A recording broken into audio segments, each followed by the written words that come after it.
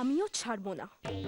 সব সময় সবার কাছে ওই অর্জুন আমাকে অপদস্থ করে, এর বদলা আমি নেবই। আজ তো কাল রাত্রি, মুখ দেখলেই অমঙ্গল, তাহলে এই অমঙ্গল ঘটানো ছাড়া আমার হাতে আর দ্বিতীয় কোনো রাস্তা নেই।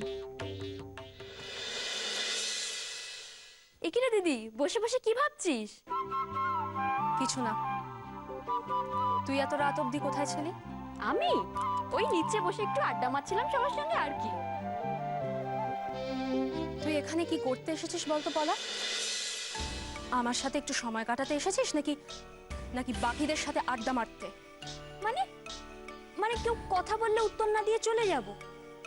আচ্ছা দিদি, তোর কি হয়েছে বলতো?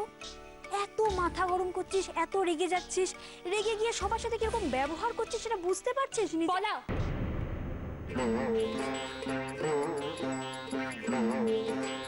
আমি কদিন ধরে দেখছি তুই বড্ড মুখে মুখে তর্ক করতে শিখেছিস।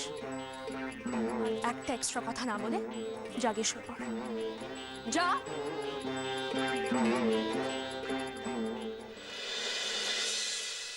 কি রে কৃষ্ণা, এখনো ঘুমোসনি?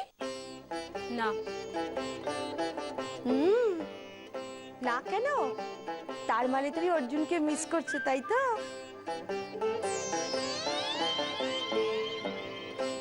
আরে বাবা, এত রাগ করছিস কেন? আমি জানি রে, জানি তোরা সারাক্ষণ দুজনে দুজনের সঙ্গে ঝগড়া করে কাটাস, তাই দেখা না হলে দুজন দুজনকে মিস করাটা খুবই স্বাভাবিক। সেরকম কিছুই নয় ছোট মা, আমার এমনি ঘুম আসছে না। তাই?